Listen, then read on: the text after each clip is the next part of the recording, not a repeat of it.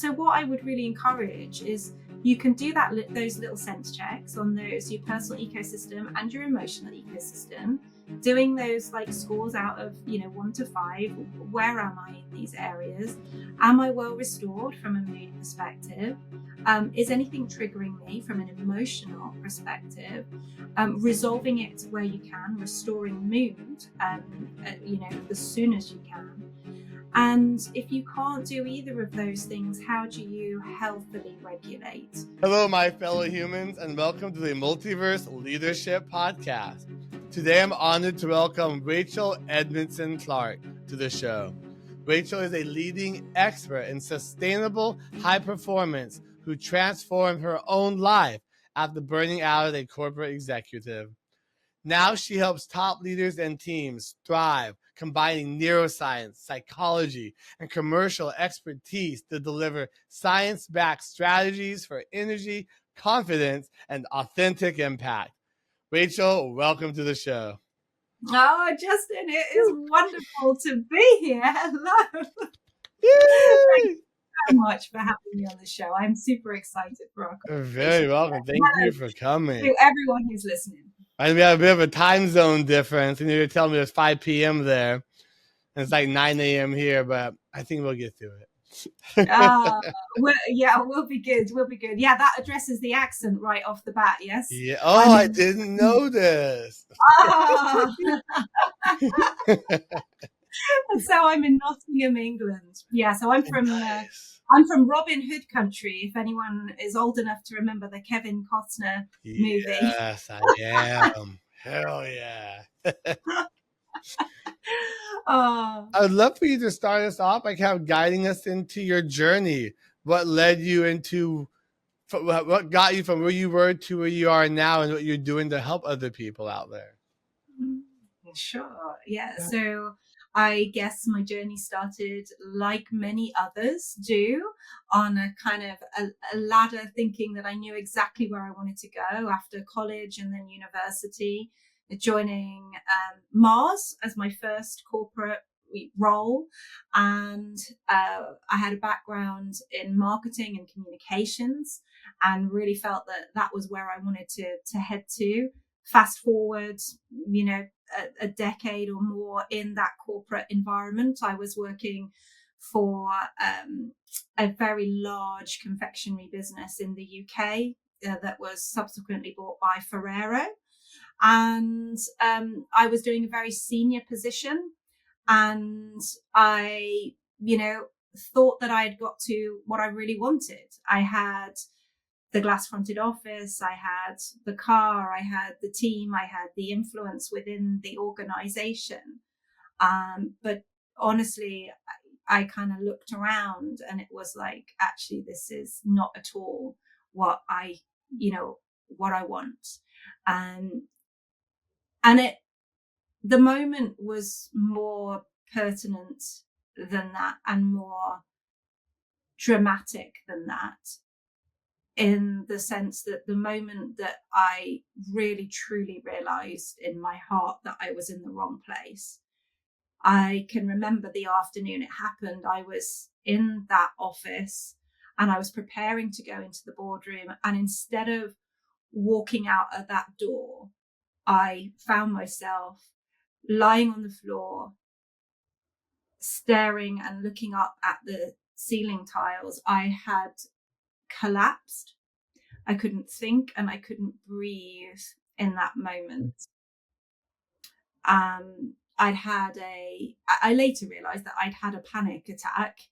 And in the subsequent moments after that, where I was able to get up off the floor and find my breath, that's when I realized this is enough. Damn, that's like powerful, because I'm sure so many of us are there right now or have been there. I know I have. Maybe not to the extreme of being on the floor in the panic. Well, hold on. I think so. It's a lot to handle sometimes, those kind of corporate environments, so much pressure. Yeah. And I loved my job as well.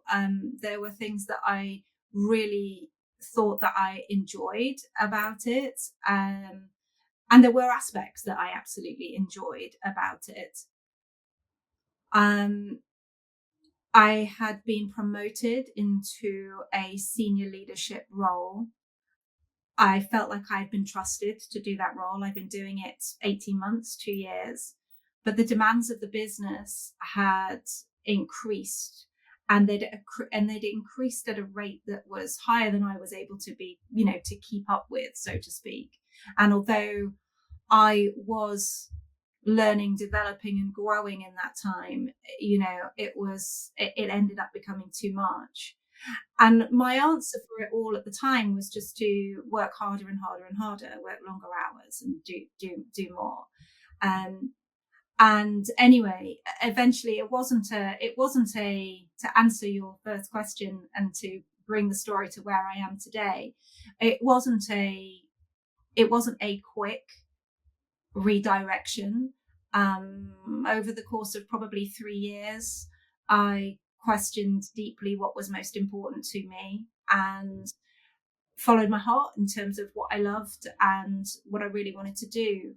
And that led to me 10 years ago now starting my own business as a trainer and a coach. And my work today is really about helping leaders to pause, reset, and reconnect with what really matters so that they can lead better and live better and really enjoy what they do.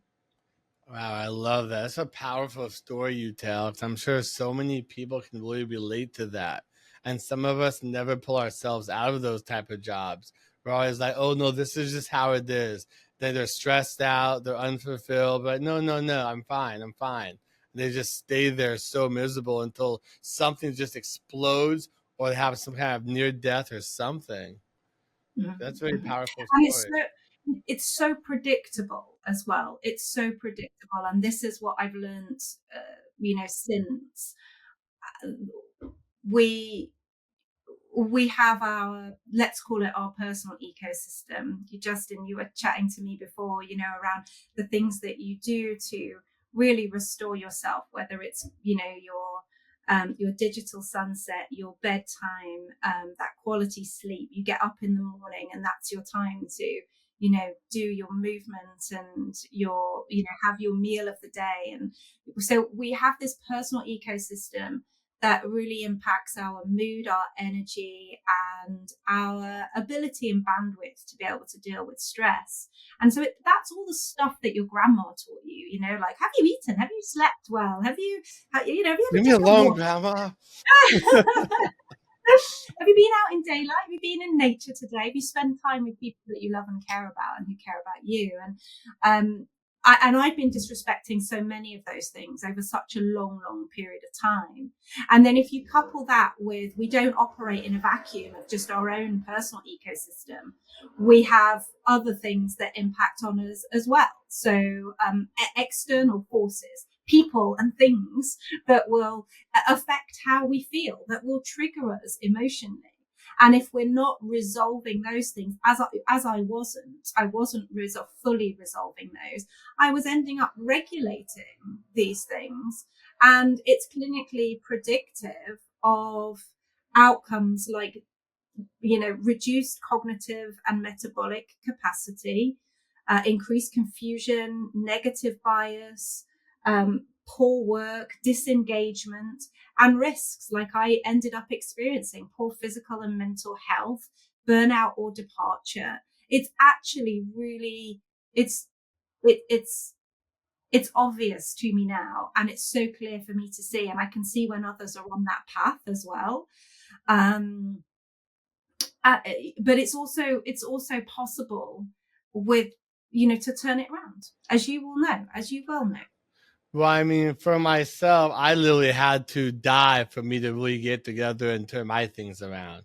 It literally took death and the act of God. And I'm hoping other people don't have to experience that, or even the panic attack that you had. I am hoping from this conversation that they can see those signs and realize things before it gets too extreme. But I have Yeah. noticed that we're so caught up, especially here in America, we're so caught up in this fast-paced world of this is how it is. We got to do it this way. If I don't do this, I'm letting myself, my family, I'm letting everyone down. We get caught in this cycle, unfortunately. And it needs to be broken. There's another way. There is another way. You know? Yeah. Yeah. Absolutely.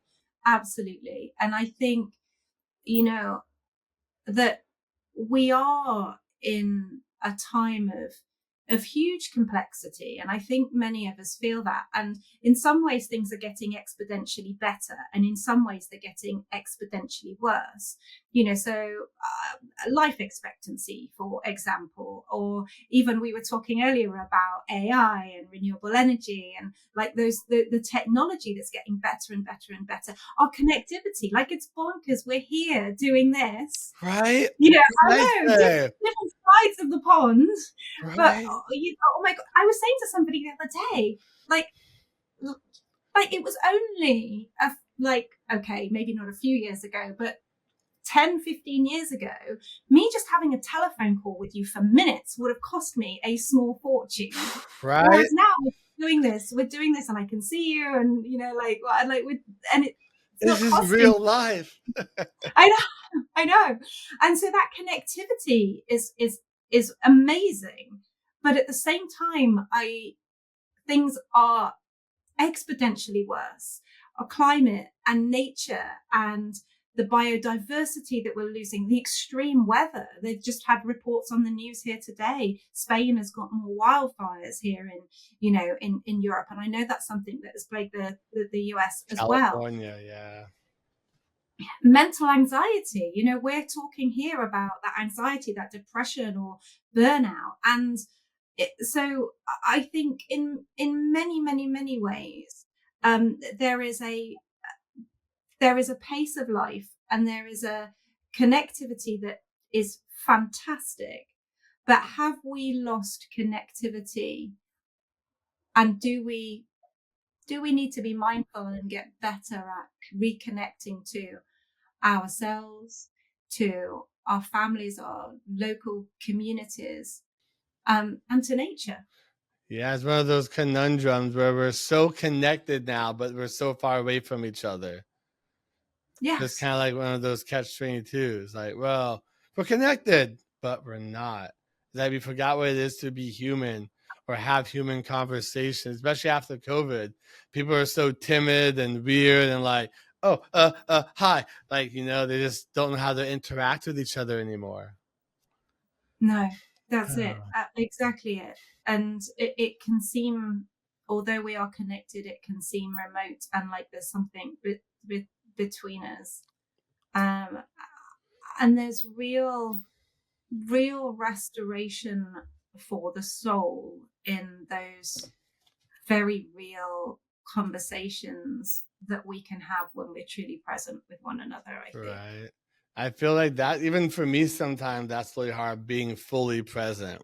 Because even though you're here, you're talking, your mind's over here like, do, you have to like come back, come back. And it's so Yeah. hard sometimes. Like when I started this podcast, it was even harder. But I started doing it more. It was easier to be more present and be able to try and connect. But it's still really complicated, it seems. Yeah. I thought it was Yeah. just me, but I think there's other outside factors going on.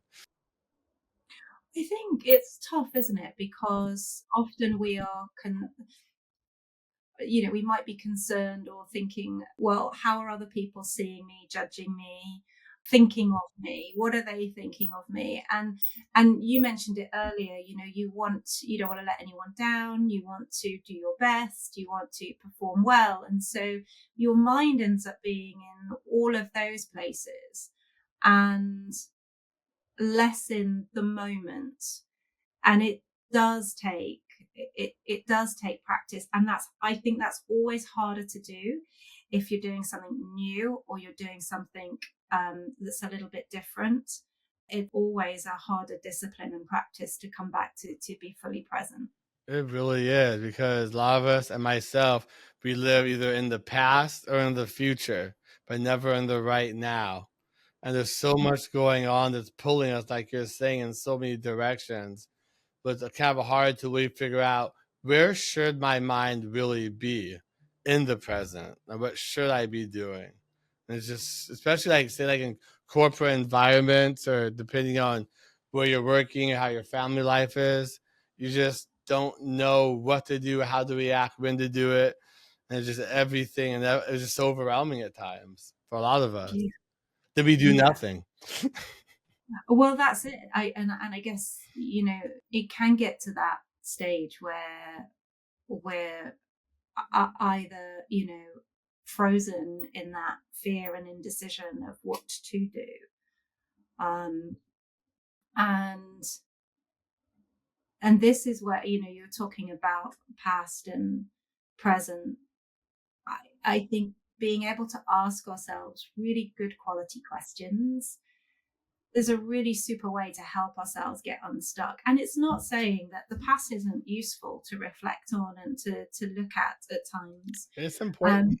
It's important. It's important to be in all three of those places Ooh, at various yes. times. I think one of the things that we can all be aware of is just where is that focus and that attention, and is it in a place that's going to be most helpful for us performing at our best right now in this particular moment. I love that. I feel like a lot of people forgot what their best even looks like because they've been going for so long in such a distressful either job or family or something going on in their lives. They just kind of almost forgot what their normal is anymore. And it's just they have to try and find it, you know? Yeah, that absolutely happens. I can remember that when one of the things that I did after collapsing on my office floor, about a year later, I felt drawn to sign up to learn to be a health coach. Not because I wanted to go into health coaching, but because I wanted to learn more about my own health and my own body. And Yes. we learned over 300 different dietary theories, and it was a real holistic approach to health coaching. And part of that was, trialing and erroring on, like being a scientist of yourself and working out what served you well. And during that process, I lost some weight, about 2 dress sizes, and I felt amazing. I had the most incredible amount of energy. And to your point, I didn't realize how good feeling good felt. I'd forgotten. Ooh. I had forgotten.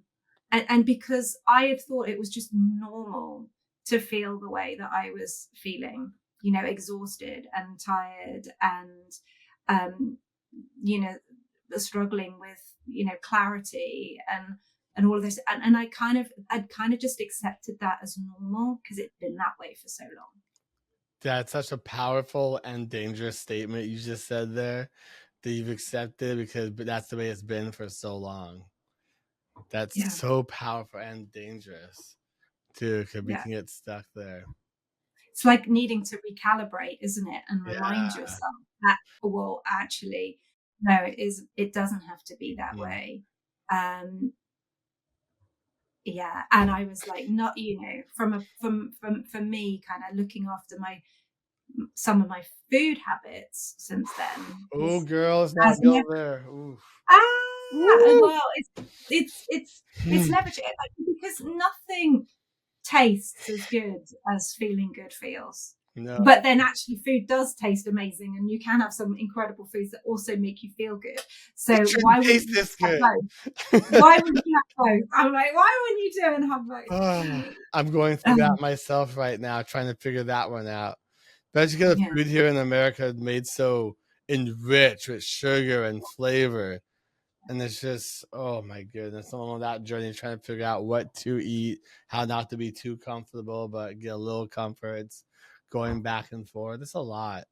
It's hard. yeah, We're raised this. We're raised a certain way to do things certain way, to do things in a certain way, and to try and break that habit, break that mindset is just a tremendous impact to the human psyche because yeah, it's going against everything that we believe in. You yeah. know? And I know, and I know that it can be really. really confusing, and it feels like a huge expanse of an area to look at. There was one thread for me from my time studying the health coaching Yeah. that I think no matter which theory or kind of thing that you're looking at, that I think rings true. And so many of these theories, they sell themselves right on what they on their differences, not on their similarities, because that's what makes them sell. So the thread for me running through all of this is the stuff that we all intuitively know, and that is that if we choose whole foods, whole and natural foods, you keep hydrated, you drink plenty of water. I know, look, here we go, let's do the cheers. Trying to sneak that in there real quick. Water break, everybody. um, When we drink, you drink, okay, audience?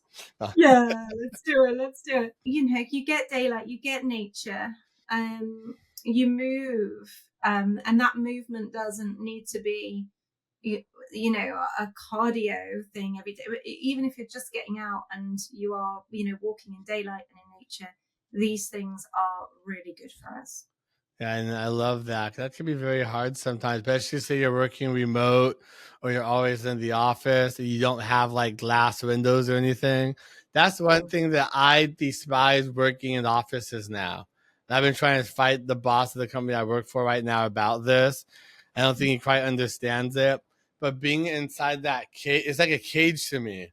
It's pretty much like a jail cell. They have all these cubicles up, there's windows over here, but you're stuck back in the office part, and it makes you miserable. It just takes something away from you.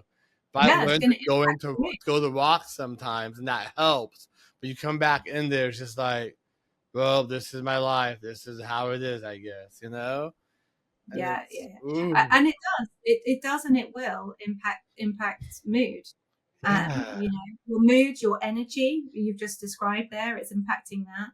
And it will impact your bandwidth to be able to deal with and Some of and us cope with. more than others. Yeah, absolutely. Yeah. So making sure that you're getting those regular. Interestingly, I'm working at the moment with a senior leadership team under a lot of pressure, and one of the things that they had said to me in reflection of that whole daylight piece, they're buddying up, they're working in pairs, and they recognize how important it is to get out and get that fresh air, get that daylight. And there's two of them together, and they go, right, it's time for our scheduled walk around the block. And Reset. but they're in the office and they go, we can't do it. Like, I can't do it. I just don't think I've got the time. I just don't think I'm going to be able to do the walk around the block. I'm up to here with everything. I've got no capacity to be able to do this. And the other one says, what if we just do 5 minutes? And they're like, don't really feel like I can do it, but okay, let's do it. So counterintuitively, they went out for the walk. Half an hour later, they return with greater cognitive capacity, more clarity, more creativity. They'd connected, and they'd sorted a whole load of issues like out while they were walking that had made and improved their performance. And I think this is something that we often can easily forget, particularly when we get glued to our screens. And that is that sometimes that restoration is not the reward for finishing or doing the work, but is the key input into you being able to perform well. That is so powerful, and I feel that because that's it's like a pattern interrupt. You're so focused that you're basically unfocused, and them telling themselves, "Oh, it's just 5 minutes." Turning into 30 minutes is just like a game changer. But then you have to getting into that habit can be so powerful, you know. And the thing is, it sometimes feels like it's you just, I think at that moment where you feel like you can't take time to restore, like back to the point where I was ended up on the office floor. I was missing lunch. I was missing loo breaks. I was the first person to turn the lights on in the office. I was the person switching them off at the end of the night. So I was disrespecting my body. I was neglecting the most important relationship in my life. Like, I can't believe he stuck around. Thank goodness he did. But like, I delayed our wedding twice because I had too many things going on with work to get married. Thankfully, he did stick around. We've been married 13 years now. It's all good. But it's like at that time where it just feels like, well, I can't take the loo break, or I can't grab lunch quickly, or I can't, that's the time where you must kind of fight that and get yourself out. You And can't I would not afford not to. yeah, and I'd encourage people to just experiment with that. You go do it. Go get that walk around the block. Go get something nutritious to eat. Go take that break and see if when you come back you've got greater clarity, creativity, energy, etc. You really do. I love that, because that I saw myself going down that path many years ago, about to have a nervous breakdown. I started going out and taking walks for 15 minutes. And I started doing that pattern interrupt, and slowly over time, it really changed for me to be like, okay, I can go a little more now without completely wanting to explode. That brings me to my question about when you had your nervous breakdown, these things now, what made you not start maybe implementing these things into the corporate world, but made you pull away from it and instead implement them into your own business? What was the clarity between those two things? Good question. And my work now is predominantly in the corporate world. So Right. my clients do sit in the corporate world. It's like you're there now, but you're kind of removed from it in a way that's less stressful. You're watching them go through it, but you're helping them go through it. Yes, and there are other stresses, as you will well know, Justin, of running your own It business. never goes away. It just changes the way it looks. Yeah. So it's not that they're not there. It's just that I have perspective and experience now that helps me navigate that much better than in the past. Um, and for me, I just really enjoy the freedom that having my own business brings. And it also gives, and part of that freedom is who I get to choose to work with. So being able to choose to work with clients and organizations that I love, that are wanting to make a positive difference in the world, that's really important to me. And so I do implement these things in the corporate world, but I do it, with that freedom of having my own business to do that, opposed to doing it within an organization and doing it that way. I love that. But it is different because I said earlier, I still work for an organization and I have my own business. And it's like I see both of the worlds going between them. Like I'm more happier doing my stuff, building my dream, being able to help other people. But Yeah. also the job that I work for a healthcare organization. I like helping them every day. I like what I do. I like working with those people as well. But at the same time, as eventually I'm going to have to decide between the two. And like Mm. you did, I've been implementing all these things into both of those. So the business and the company I work for. And I'm seeing the Mm. results of it. But at the same time, eventually I'm going to have to choose. It's going to come down to it. I know exactly what I'm going to choose for my own freedom and benefit, like you're saying. That Yeah. clarity really kicks in more to understand. And I think one of the things I've found most helpful with that is being really clear about what I value most. And if our values are really just a generalization of experiences that are important to us, then understanding what experiences are most important to me, like, my top two or three, and then the criteria that enables me to experience more of those values, that helps me act in alignment. And I think when we're in alignment to what we care about the most, that feels good. There's that word again, alignment. Has been part of my journey right now. Multiple conversations, because I'm still working myself to get into alignment. Like, I have my vision, I'm building it and creating it, but I'm not quite there to take that jump, or am I aligned with it correctly yet? But I'm working on it, and it's just like a day by day process. You know, some people get it really fast. Me personally, it takes a little bit longer. Well, I think I said to you, that it wasn't a quick process from, They said it was 3 years, actually right? about 3 years Yeah. between the collapse that I had that day in the office and ultimately leaving the organization. And I think life sometimes does like to test us a little bit, because I can remember Life knowing thinks that it's funny sometimes. It's not yeah, funny, life. It's not funny. no.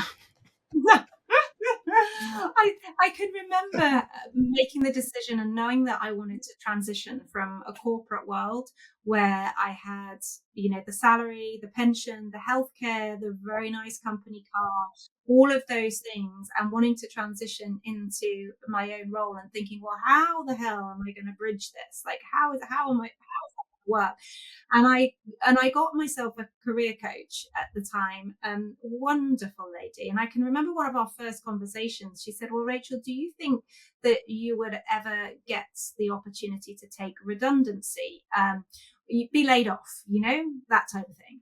And I was like, no, because of where we live and where the company, they really struggle to get people and talent like the skill set that I've got. I don't think it's going to happen.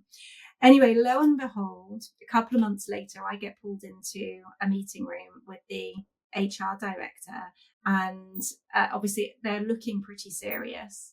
And they explained to me that in the new organizational hierarchy and structure, that my role will no longer be present, and that there was going to be potentially an opportunity for me within that, but it would be a step down, a very different type of role. And so a redundancy situation and a settlement agreement was on the table also. So I had to look pretty, oh yeah, okay, thank you. At which point I ran out to the car park, and I could barely contain myself inside the sunroof, because I was so incredibly happy that I got this opportunity to be able to take that leap. But then, as I think life does test us, the day before I was due to sign that legal agreement, my husband and I found out that I was pregnant with our first child. You're like, oh boy, another decision here, another life. What do I do? Yeah. Life is So not how did funny. It thinks it's funny. It's not. Stop joking around. I Mm-mm-mm. I know. And so I think I think in a way, and I was very fortunate, because my my husband said to me, he fully supported me, and he was like, no, you've got to do this, but we were giving up my salary and that financial security. And essentially I started the business while having a baby in my arms as well. Best decision you ever made, huh? Yeah, absolutely. Absolutely. It's like 10 years ago now. And it was absolutely the best decision. Had another baby since then as well. Can't be Oh, that congratulations. bad.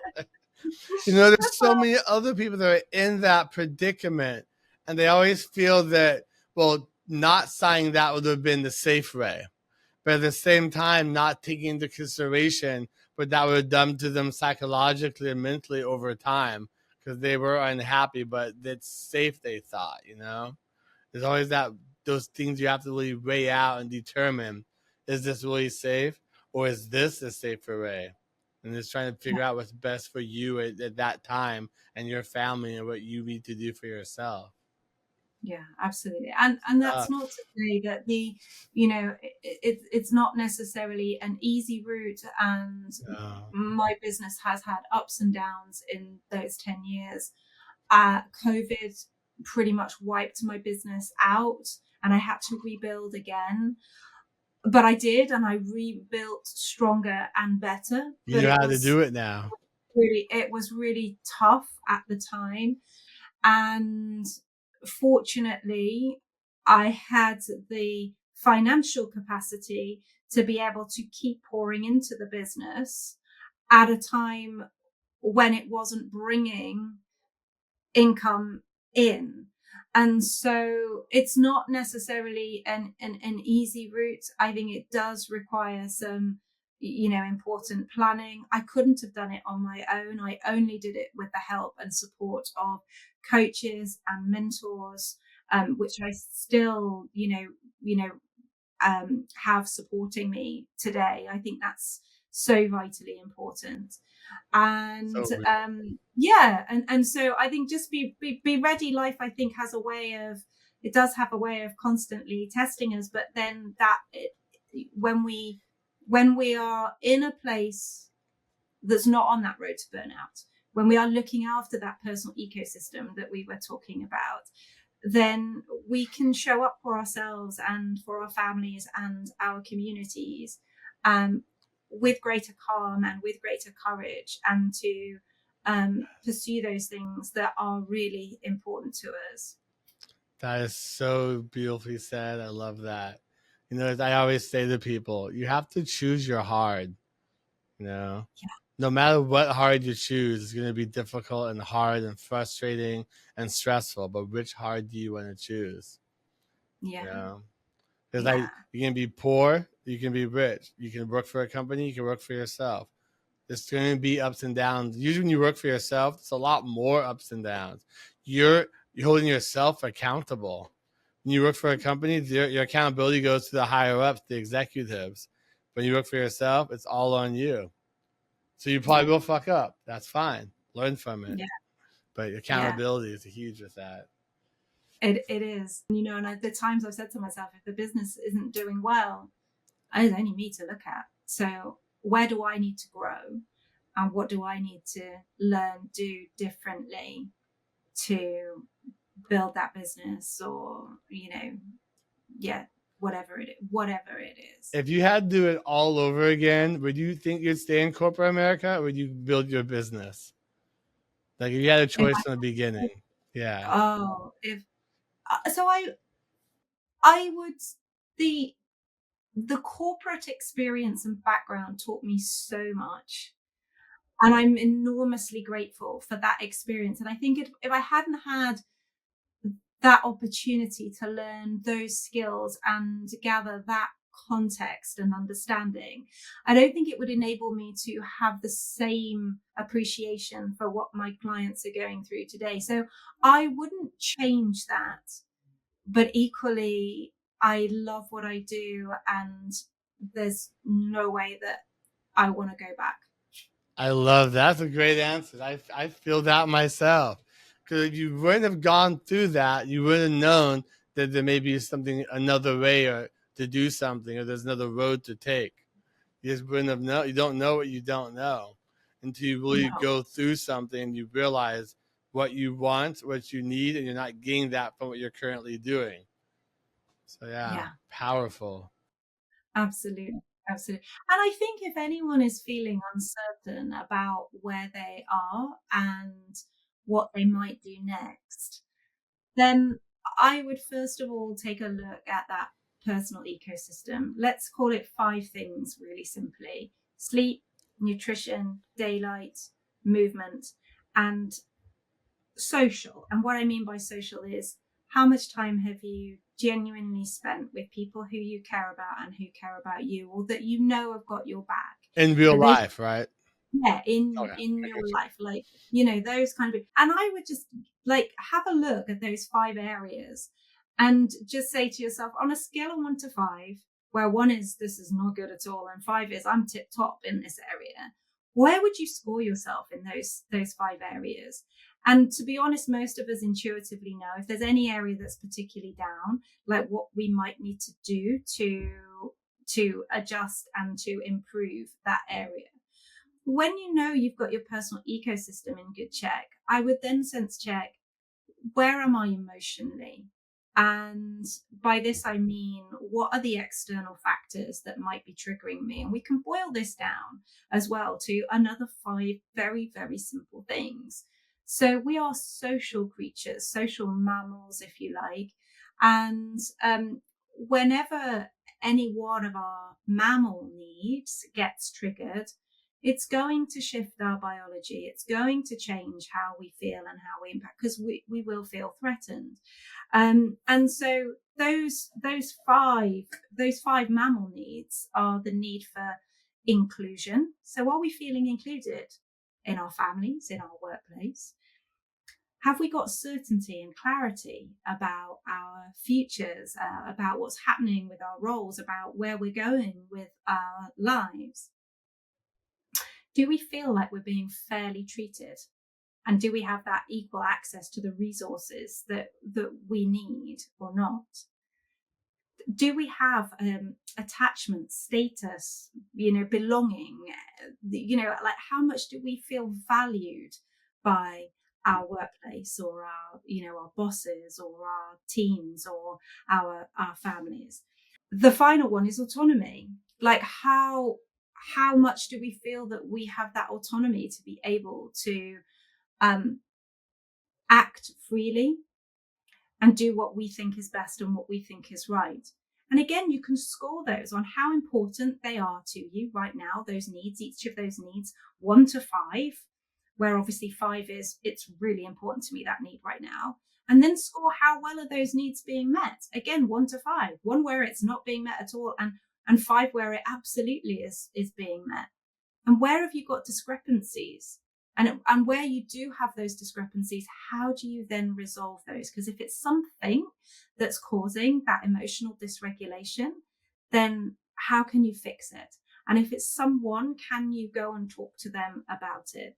Now, there are situations where we can't always resolve those emotional things that are going Especially on. not on our own. Sometimes. No, and especially not on our own.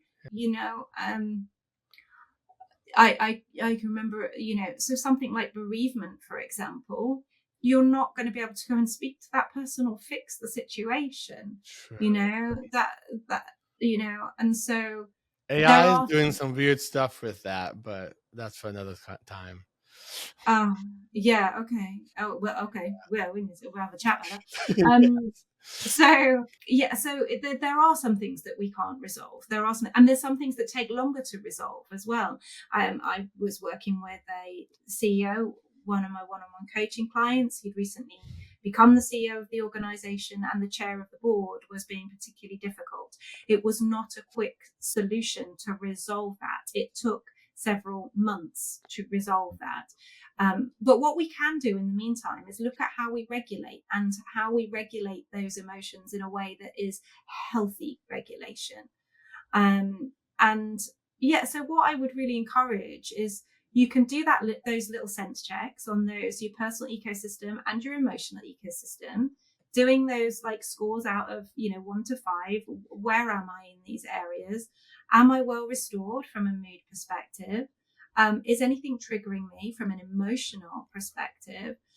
Resolving it where you can, restoring mood, as soon as you can. And if you can't do either of those things, how do you healthily regulate? And healthy regulation is some of those positive mindset strategies that I think we talk a lot about. Yeah. But it's really important not to ignore the biology as well. So reframing and, where we choose to focus, and, that positive growth mindset side of things, the stories we tell ourselves, all of that stuff. Really, really good. But just don't forget the biology behind this in terms of your moods and emotions.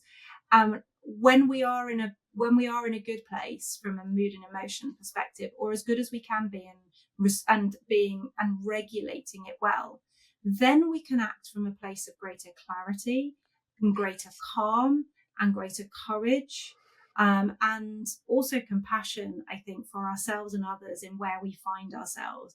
And so from that place, we can start asking ourselves high quality questions about where we want to go and what we want to do next.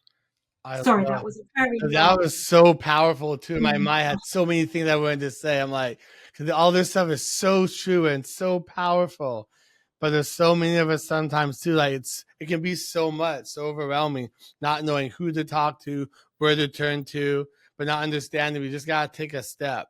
We have so much information out there. We have like YouTube University, people we can talk to, reach out to coaches. There's so many things, but sometimes a lot of us find ourselves, oh, I have no one. I can't do anything without, I don't know what to do. We get stuck in this weird self-destructive state of mind sometimes. But some of those things you just talked about kind of take time to come through. Like I know for myself, it took a while, but my number one thing is autonomy. Number one, that's like a 10, 100 out of 5, like huge on that. And how well is it being met at the minute, Justin, in the context of your work and the I had to job that you? take things into my own hands and realize a key thing that I never understood until I started putting into action, and that Mm, was the word ask for. It's better to ask for forgiveness than to ask for permission.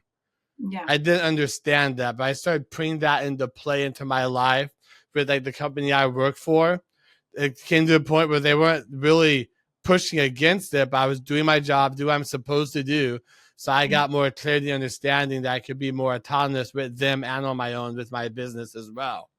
But I didn't know what I didn't know until I started really finding out I needed to do this work to become that person and have such clarity to be powerful enough in my own standings to enact that and put it into play. yeah. And it took Yeah. time. It didn't get it at first. I was just that guy before. It was like, oh hey, can we do this? No, okay, it's cool, it's okay. Yeah. I had to But build this over time. you resolved it. Yeah, you were resolving that over time, and Yeah, presumably now it presumably it feels better it might because now have gotten out of hand. So I feel very powerful in myself to the point where I'm like, I'm doing things my own way. I have to be careful with that. So I still work for a company too. So I'm like, okay, man, calm down, overpowering yourself here, you know. I love it. I love it. Brilliant. Oh, no, it's good. And it's good that we recognize that we all have these needs. They will have an importance to us and a level of how important they are to us at this particular moment in time.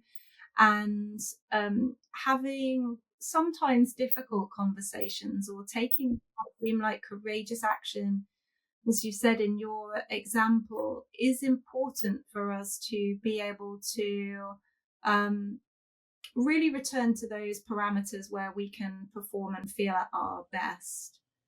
Yeah, and a lot of that autonomy comes down to with also like in the workplace.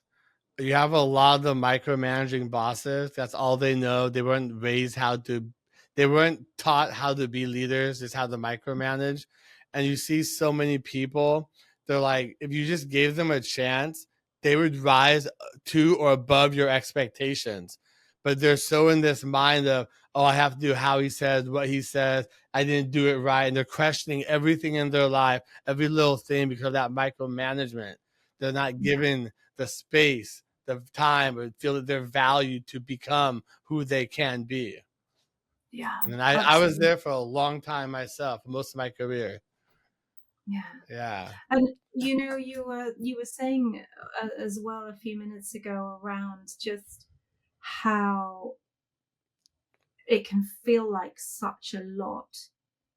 And I think one of the things that I did There's just lack particularly, of clarity for me. That's what it was, like yeah, you said. and I didn't have that clarity either. And there was two things that really helped me. One was being connected here in my heart, which was I followed with excitement and possibility the things that lit me up, and the things that things that it's almost like this magical thread. It's like, if that excites me, I'm gonna follow that magical thread, and I'm gonna peek through that archway and that doorway, and I'm gonna explore that. And sometimes I explored it and I was like, okay, that was good for a while, and now I'm gonna go do something else. That's why it took 3 years for me to work out exactly what I wanted to do. And oh my gosh, it's ever evolving. I'm like, yeah, I feel that. Yeah. So that was one thing that I did. And then the second thing that I did was that I would describe that sometimes it wasn't clear.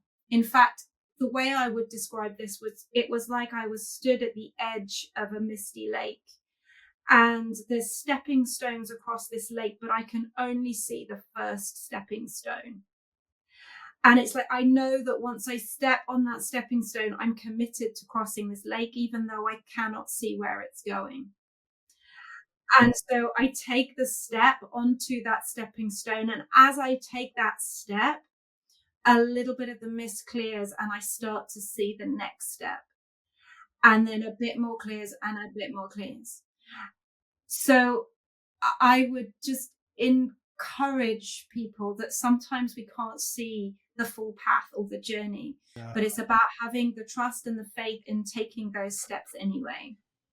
I love that how you explain that. That was so powerful, and I feel myself, and I was there doing that, and I'm still there sometimes. But you have to take the first step, and then you take more steps. You build up. There's something that builds inside of you, like the confidence, the clarity, the understanding, and then you get more committed, and you can just see more of it. My mind was so far in the front. I'm like, I can't see it, so I can't do it. I'm not going to get there. Why should I try? But you just do the thing and you will get there and you will see it. I love that because it's so true. Like I get frustrated sometimes. I'm like, just do this first. I'm like, oh, okay. I see you. And I forget though. So I'm like, oh, I'm going to do this. It's not going to make me do it again. Oh, okay. I have to really train that mind, you know. You have to train yourself sometimes. Some of us, it takes longer than others, you know, and that's okay. Yeah, As long as you're taking exactly. those steps and you're seeing that mist clear.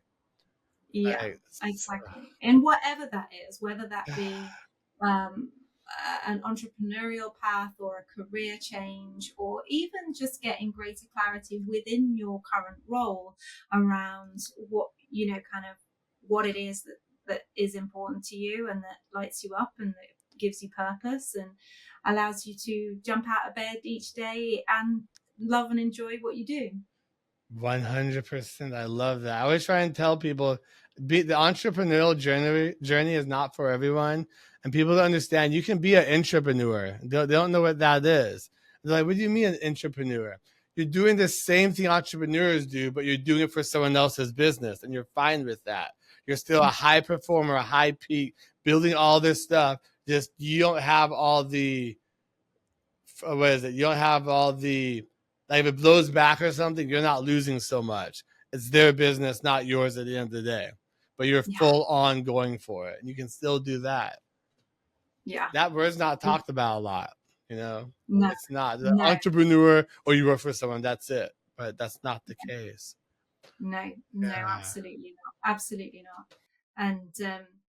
And I think you're right to, that it's not for everybody. It's really not for everybody. Um, and a lot of businesses fail initially when they start up, and you know, and that can be a tough ride as well. And it doesn't mean you don't get back on the horse and carry on and build again and apply what you've learned. And that in many senses was what happened to me, albeit there was a gigantic global pandemic that kind of was, To but the the whole business, world in chaos. I didn't pivot quickly enough, and the business wasn't robust enough to be able to withstand that. Yeah. So yeah, I've learned a lot. But you have the ability, like you said, to get back up. So those Yeah. failures should not be the reason you stop. They should be the No. reason you learn and how to figure it out so that same failure doesn't happen again. Yeah. You know, this is about learning. Like, I didn't understand that for the longest time. I'm like, failure is horrible. Why do I want to fail? And you feel like a failure, you take it on. You're like, this is part of who I am, but not realizing I need to separate those things out. You can Yeah. fail, but it has nothing to do with necessarily who you are as a person, unless you Absolutely. allow it to. You Yeah. know, and that's kind of where a Absolutely. lot of us get stuck, and we allow these things to take on our who we are. If there's a word for this, like not like perfection, there's something else. but it just takes us on. We don't understand that that doesn't need to be the case. To step outside of it, you Yeah. know. And I can't remember whether it was Richard Branson or somebody. There's somebody who said something similar to this before. There is no failure when there's learning, and forgive me because I may not have quoted that accurately. And that is one of those reframes, one of those positive mindset reframes that we're talking about. And I get that it feels rubbish in the moment if there was something that you're disappointed about that hasn't turned out as you would have expected or wanted. But it's recognizing that each of us, moment to moment to moment, has an opportunity to make a choice in that moment around what that situation means and what we're going to do about it. And that to me is one of the greatest freedoms. I mean, that comes back to Viktor Frankl and Man's Search for Meaning. But the fact that we do get that opportunity, and just reminding, a reminder, to us all and myself as well, that every moment is an opportunity for us to choose. And we have that autonomy to choose how we show up and what we do, and ultimately who we become in the process. Because I think more than what we get or what we achieve, who we become in that process is the thing that is truly rewarding. That was so powerful. I love that how you said about choice. Because people forget everything is a choice, but choice is so powerful. We take choice for granted. The people are like, oh, well, I had to do this. I'm like, you had a choice, though, to do it or not do it. You made a choice. This was your choice. And I feel like that's really overlooked a lot. And also, especially the reframing. I just learned about that term in the past couple of months. I didn't really understand how powerful that word reframing was. That's like going from a victim mindset to a non-victim mindset. Is the way you word it, the way you, like you talked earlier, the way you tell the stories to yourself and how you frame that. It's very valuable to learn that process and doing that correctly. Yeah, absolutely. Well, the frame, the whole idea, a bit like a picture frame, is kind of like, well, how are we positioning this for ourselves? And it's interesting when we listen to language, how much that tells us about where a person is positioning things. You mentioned just then, oh, I had to do that. Right. Well, did you like, and you're right to say, well, did you have to do that? And sometimes, yes, it feels like that. And that language is telling you that, that you feel like you had to do it. But actually, I chose to respond this way. I chose to work in this company in this job, or even words like I should or I tried. I hear a lot in people. I think I hear that in my story sometimes too. Yeah, I've tried everything. What, everything? And actually, let's go to the wisdom of Star Wars and Yoda for a minute. Yoda says there is no try. There is we do or we do not. And sometimes we're not doing the thing consistently. And that's when we say, oh, well, I'm trying to be better with my digital sunset or my bedtime or my movement routine or whatever it is. I'm trying. Well, you actually know you are or you aren't. And maybe it's around the consistency in that as well. And it's one of the Tony Robbins sayings is, we should all over ourselves. And that has an energy with it, like I should do this, like it's a bit oppressive. Change the should to a could, and it feels different. It does. I love that. I just saw this TikTok story that really stuck with me really hard. Because the guy was saying, I forget the context, but he was saying, do it anyway. I don't feel like doing this, or you do it anyway. You don't want to go to the gym, you do it anyway. You don't want to get up in the morning, you do it anyway. My mind, I'm like, that really clicks with me. Just do it anyway. And that builds, like you're saying, it builds the habit to build the consistency. Do it anyway. Well, one of the things I often think about for those types of things, because the thing is, sometimes we don't always feel like doing the thing. Yeah, our feelings get in the way. doesn't you don't feel like it. So I think Atomic Habits by James Clear is fantastic at this, and some of the stuff that he talks about in his book around making things easy. So if I'm going to go swimming in the morning at 6 o'clock, the swim bag is there by my bed with the swimsuit, like ready to just put on and go. And that makes it because you know what, and it's not even thinking about the pool. I just think about getting out the door in the car, because once I'm out the door in the car, it's happening. Gonna happen. And so that is one thing. But the other thing that reminds me of a dear friend of mine, and he was born with hand-heart syndrome, which affects babies' limbs and their organs. So he was born without legs and without an arm, and just one digit on one of his fingers. And he has like defied the hospitals, the doctors, the odds. His parents were told he may not live, he would never be able to feed himself, he'd never be able to drive a car. You know, this guy does all of those things, has the most incredible handwriting where he uses his chin and his, you know, and You his can't do things. this, you can't do that. Absolutely beautifully. But get this, he's also a professional model and an international speaker. He's done incredible, like climbed mountains. He's been a professional wrestler and bodybuilder. So he's done the most amazing things. And what he says about getting up and going to the gym or doing these things is he's like, I get to do this. I get to do this because, like, actually I have, you know, I have a body and a mind like that can, for all of those people that are, you know, in bed and can't move because they aren't well enough. I get to do this. And that for me, I'm just like, well, what's my excuse, you know? When Mic he's there. drop right there. Damn, I get to do this. Ooh, Yeah. I get to do this. I gotta train my mind. I like that one a lot better. Now I'm gonna have I get to do this, and I have to do it anyway. Do it anyway. Both of those in my head now. Yeah. I'll have to see, Justin, if I can find. He did a great. It was years ago that he did a great.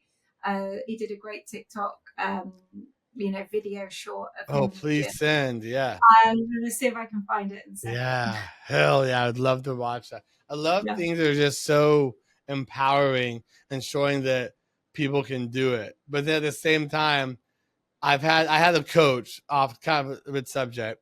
He was like, well, these people are doing it. Why can't you? Like you're trying to frame it to why if he do it, why can't I? I'm like, well, first I'm trying it on where I'm at right now, and I'm not at that level yet. But they were just trying to say, well, if you can do it, you can no matter what. It was just kind of the way he was pushing it. I don't think that's how he meant to, but it's how it came off as. But I get the Yeah. sentiment with it. Like if people do hard things all the time, I mean, I can too, but I'm not. I'm at this level. They're probably at this level. It takes time for me to get to that level. It's not just they can, so I have to also. You know, Yeah. that's Yeah. good that we kind of forget that. Yeah. I think in that whole growth process, it's, you know, who can we look to that we can role model, that can, you know, show us the path and the road through, that have had success in those areas and that can help us, you know, kind of get straight to it. But also being kind to ourselves in that process of growth as well, Oh, that's hard and sometimes. remembering that. I love that. It's so hard to be kind to. Having grace, I always say that we have to have grace and compassion for ourselves, not just other people. But somehow we don't do it to ourselves. So it's kind of like one of those things. It's like, yeah, that's my journey though. It's one of those things that I often think people see as separate. Like, I can have compassion for others, but I find it hard to have compassion for myself. Well, actually, if you're working on compassion, it's all encompassing, and it's, you know, it's both, and it comes back to that connectivity, which Justin, I know you will appreciate as well, which is that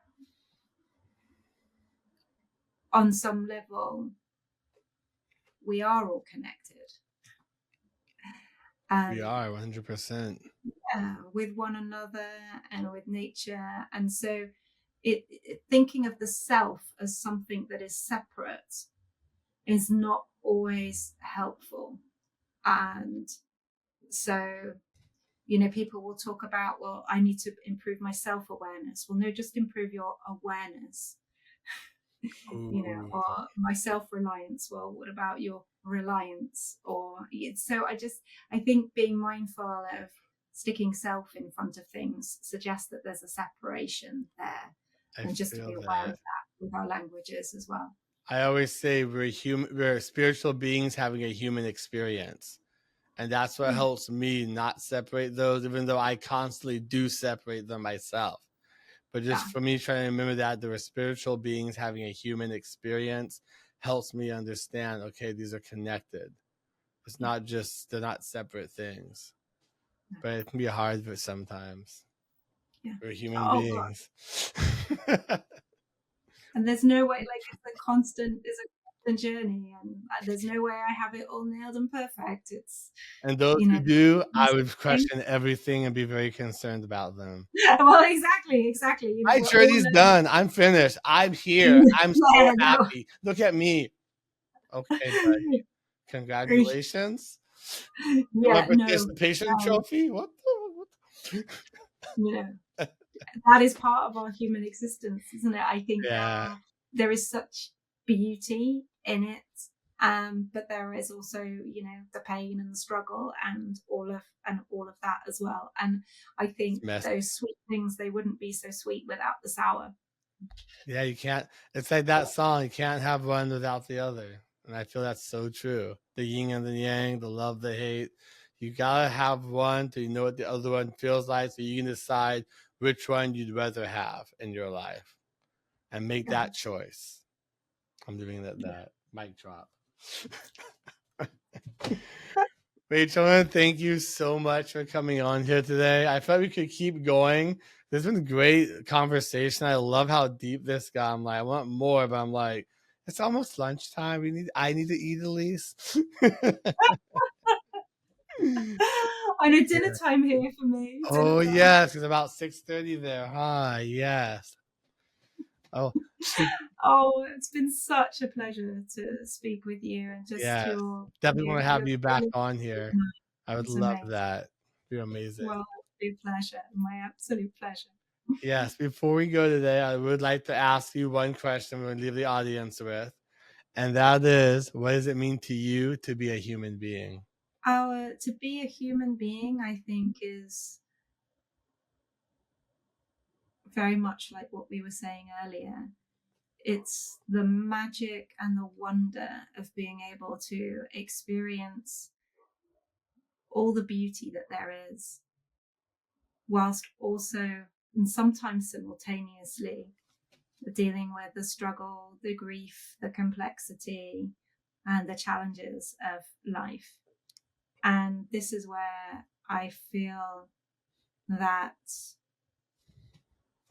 when, as leaders, we can look after ourselves, as we've just been talking about right through the thread of today, when we can look after ourselves, we can show up for our families and our communities and on our organizations in a whole nother way and in a much better way. So I think it's why it's so important, and we can just support each other on that journey. I love that. That's so powerful and very well said. Just showing up for each other, and that I always call it coming from a healing place.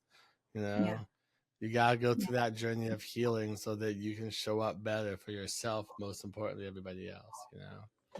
Absolutely. Yeah. Justin, there's one other Yes. thing before we wrap up. Yes. And that is just that I would love to share this with listeners. If Yeah. something in the conversation has resonated with people listening today, then I do have something practical that you can Yes. take away. So I've created a really simple tool, and it's called the Pause. It's just 5 questions, and they're the kind of questions that can cut through the noise, that can help you lead from truth and not fear. And you can either download that for free at my website, which is elevar, elevar.co.uk, or just connect with me on LinkedIn and I'll happily share it. But it's my gift to anyone who wants to find a little more clarity and calm in the middle of what can feel quite chaotic at times. Yes, I'll definitely put that in the show notes, how they can reach out to you and how they can download that as well. Yes, thank you so much, Rachel. It's been a pleasure having you on here. It's a really good podcast. Went a little bit over. I think it was very well spent. Thank you, Justin. Thank you so much, and I hope you have a good rest of your night. Yes, night. I caught myself there. Bye, Rachel. Take care. See you soon.